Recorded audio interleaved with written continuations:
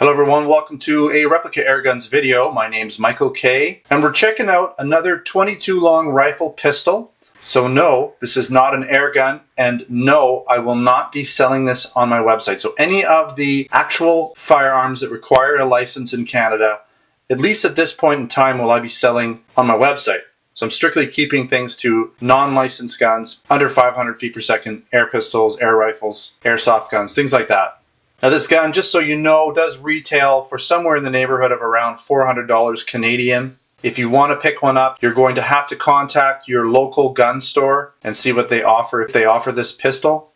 Now the reason why I like to review these guns for you is, well, first of all, I really enjoy shooting these guns, and I want to pass on some of that enjoyment to you as well. I know that a lot of my viewers and customers really appreciate the 22 long rifle pistols and rifles because they're very economical, they're easy to shoot, they're a little quieter than your standard 9mm or 40 cal gun. And there are some places and gun ranges that may only offer you the ability to shoot these types of guns versus the larger caliber guns.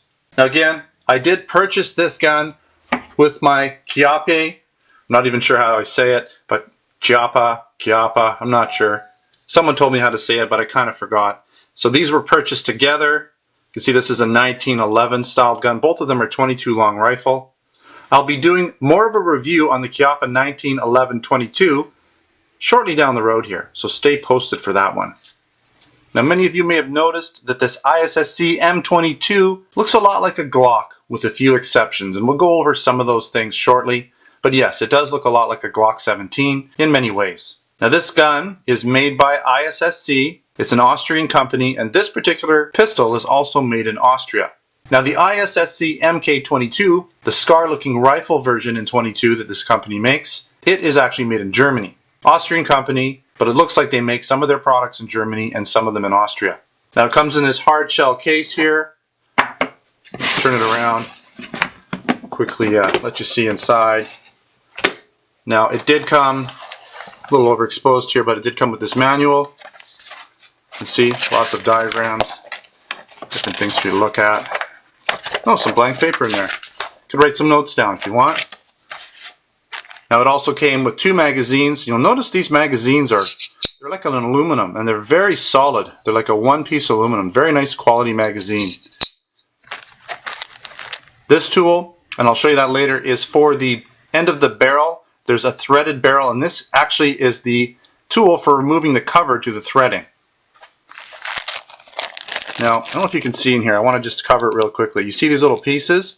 These little pieces are replacement tips for the front sight. So you can actually take the front sight off, and you can put these bits in here, and they allow you different height adjustments for when you're, let's say you're shooting a little higher, a little low. You can replace the sight in the front with one of these. And this little tool here is actually for the trigger, and it locks the trigger. So if you want to permanently lock your trigger, you can do that with this tool. Little screwdriver. This might actually be your screwdriver for the rear sight. Okay, so let's quickly cover some of the specifications. Again, this shoots 22 caliber rimfire or long rifle rounds. Now I was successful in shooting both high velocity and standard velocity rounds. Had no problem shooting either one of them for me. The magazines hold 10 rounds, so you could have 10 plus 1 in this gun. And that complies with our Canadian laws here in Canada. Now it's a semi-auto, single action only pistol. It also has a 4.4 pound trigger pull, so not bad at all. Now it sits in at just over 7 inches long. And now the M22 was designed with a 104 millimeter barrel, but our Canadian laws state that we have to have a 105 millimeter barrel. So I believe that's why they put the threading on here, and also this tip, to allow for a slightly longer barrel that actually comes in at 106 millimeters. So a little bit longer than we need it to be, but you can take off this cover and attach a compensator to it if you would like. Not a silencer, but a compensator, and there are compensated versions that you can purchase here in Canada. Take a look at that. So if you can focus, there we go. See? Now by the way, this gun has been checked over. There are no rounds in this gun. It's been tested. I've been, obviously check that out.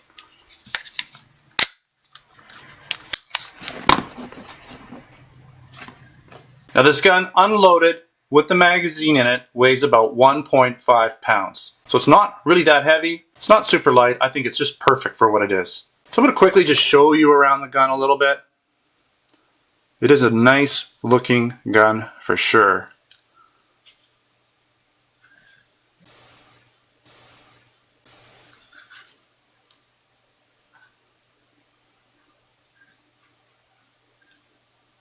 Polymer frame, metal slide of course.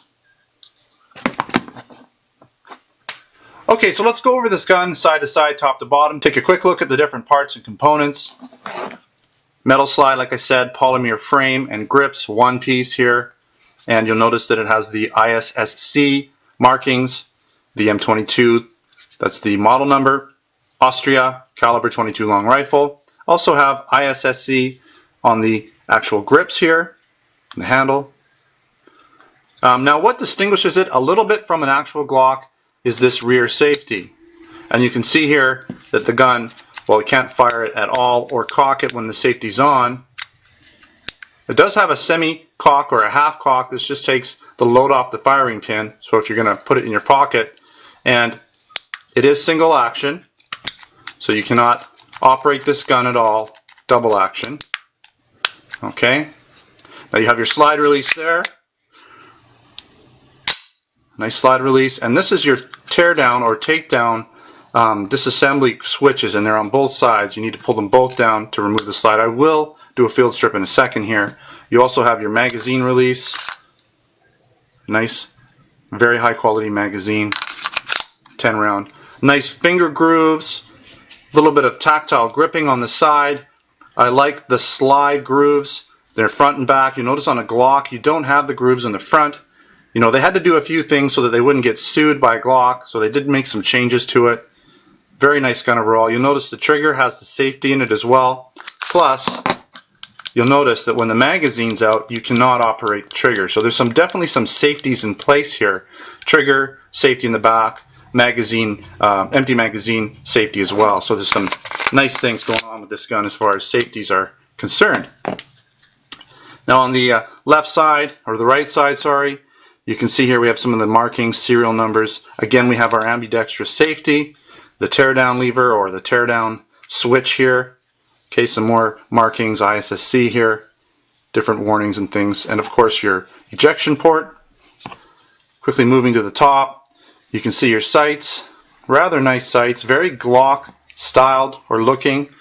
You can see the sights are, you know, you got your white dot in the front, and you've got your notch in the back. Very typical to a Glock. Again, looking at the actual hammer. Decocker, okay, right in the safety, decocker. The sights are adjustable. See if I can get it to focus. There we go. You can see the sights are adjustable. Very nice looking gun. Okay, of course, the bottom, magazine, and you have your accessory rail here for Picatinny or Weaver styled accessories. I was showing you this cap for the threaded barrel. I'm not going to take the actual cap off, but you can take this off and again put on like a compensator or an extender to this gun. It's quite nice. Alright, so at this point I'm just going to do a really quick field strip of this gun. Take the magazine out. Again, never hurts to double check, make sure these guns are empty. I wouldn't be playing with this gun with any type of ammunition lying around. That's why I'm not bringing any 22s into this review. I just don't feel comfortable doing that. Alright, so let's take this thing apart and see how it goes. Alright, so what you're going to have to do, probably the best bet is to cock it. Takes a little bit of the load off of it, and then you'll need to pull these down on both sides and pull it back and up. There we go. Now you have to pull them both down or you're not going to get it off. So here's your slide. Take a quick look at that. Now I did clean this gun. I fired about 500 rounds for this gun and it looks like it's brand new still. It's wearing very, very well. Everything about it looks great. Looks like brand new. I've cleaned it up obviously nicely for this review. It was very dirty after the 500 rounds.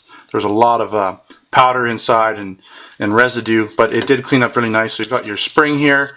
This is a fixed barrel system, so it's going to help with accuracy for sure, whereas a Glock would have a floating barrel system. So that's another difference you're going to find with this gun. Alright, let's put that back on. Sorry about that. Just getting the spring out of there so it's not in the way can be a little bit tough, but once you have it past that spring, again, you're going to need to pull these down again, like that, and then forward, okay? And that's it. I know it was a little bit awkward. It's kind of hard to do in front of a camera. I can do this a lot quicker when I'm not doing it in a camera, because you do have to be a little careful with how that spring goes through there. All right. So pretty basic, pretty easy to field strip. Not a lot of parts really going on in there.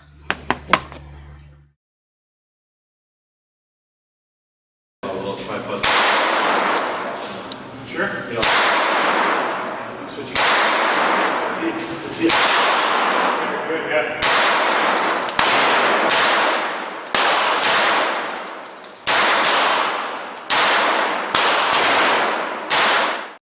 Okay, as I said, I did put about 500 rounds through this gun. I put about 250 rounds through it on the first day that I shot it, and I put about another 250 rounds, and this was just last week when I went down to the range. And I did fire, this is a 20 round grouping, I believe, I think 2 magazines it looks like, and I got all of them on the paper.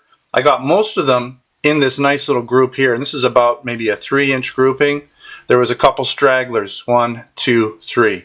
So if you eliminate those, probably just me, you can see that the gun did pretty well. And this is from 30 feet out or 10 yards out. And I thought that was a nice group, being able to shoot close to 3 inches from 30 feet away. No, I wasn't shooting super fast or super slow. I was just shooting like I normally would. Alright, I want to talk a little bit about the performance of this gun. I'm very, very pleased with my purchase. This gun is a lot of fun. There are some people out there who say it's a little picky about ammunition, and that it needs a pretty long break-in period of at least 500 rounds. This gun performed for me after the first 3 or 4 magazines. It loosened up. It was a little bit tight at first, but it loosened up. It seemed to just perform beautifully. Now, I was using just box ammo, blazer ammo, and they were high velocity ammo, and it really, when it did malfunction, it was an anomaly. It just kept shooting. It kept shooting. I didn't have really any problems. Now, I did switch around the ammo a little bit. I used some regular velocity ammo. It worked fine. I used, and that was CCI ammo. I used some Federal ammo, box ammo. It was a little pickier with that, but not too bad at all. And really, the only times I had a problem was when I had a dud. So the gun didn't fire. I would eject the round, take a look at it, and it had a nice marking on the rim, so that the rim was beautifully marked. The firing pin did its job perfectly. The round just didn't go off. So you can't blame the gun for any of that. Now, when you shoot this gun, because it's a nice light gun and short, it has a nice snappy feel to it. It gives you just the right amount of feedback, so you know you're shooting a semi-auto, but it doesn't have that overkill recoil of a 9mm or 40 cal. So you could shoot this gun all day. It's easy on the hands. It's easy on the pocketbook. I've also heard some people mention that the trigger is a little bit rough. You can see that here. It's maybe a little rougher than some. And you know, if you're going to put 1,000 rounds through this in one day, I could imagine you might get a little bit of a blister on there. But I didn't have any problems. Now again, I shot about 250 to 300 rounds on each day, and I didn't have any problems with my finger blistering up or feeling uncomfortable at all. Now, by the way, that little tool that I showed you goes right in here, and you can turn this and you can actually lock the trigger. So it's like a trigger lock without having a trigger lock. So I thought I'd just mention that quickly. Now, simply put, I just had a lot of fun shooting this gun. I didn't really mention too much about the trigger. Like I said, it has about a 4.5 pound trigger pull, and it's very predictable. So I really like the way the trigger feels on this gun. All right, so let's get into some of the pros and the cons. Starting with the pros. First off, it's inexpensive to purchase, so it's going to be a lot cheaper than an actual Glock. Depending on where you're purchasing it from, say $350 to $400 for a very high quality pistol. Now, it also has that Glock-like look to it, so if you're a Glock shooter but you want to fire some less expensive rounds, possibly for some tactical training, or just to get some more overall practice, it's great. Now, mine came with 2 10-round magazines. I don't know if they all do, but mine did. Like I said, it's very well made. Even though this is an inexpensive pistol, I didn't feel that the quality suffered in any way. I like the accessory rail under the barrel. It's a nice feature. Now I don't really think I'm going to put anything on here, but you never know, I might do that down the road. Now the sights are very usable and they look similar to the real steel Glock sights. So what's nice is if you are a Glock shooter, you'll feel comfortable shooting with this gun, and they are fully adjustable. Again, it has the ambidextrous safety and the decocker on both sides, not like your typical Glock, but I like it on this gun. It seems to work well. This gun's also very easy to take down and clean. In just a couple steps, you've got this gun apart and cleaned. Again, it's nice and lightweight at about 1.5 pounds, and it is very compact as well. Now, if you have Glock accessories, don't quote me on this, but I have heard that this does fit a lot of Glock accessories, so that's something to consider. It may already fit some of your Glock holsters and things like that. Now, I'm going to mention a few cons. I couldn't find too much because I do like this gun. Maybe there's other people out there that are going to be a little pickier than me, but I just really like this gun. And about the only thing I can say is that the safety comes off as safe pretty easy. You can see here, it's just, it really doesn't, it just kind of pops forward. So you could catch it very easily because it's on both sides and knock it off safe rather easily. So that's something to consider. Again, I don't depend on safeties. You know, it's just another addition to help make sure the gun is safe. The best safety is you and how you treat your guns, how you point them, how you operate them.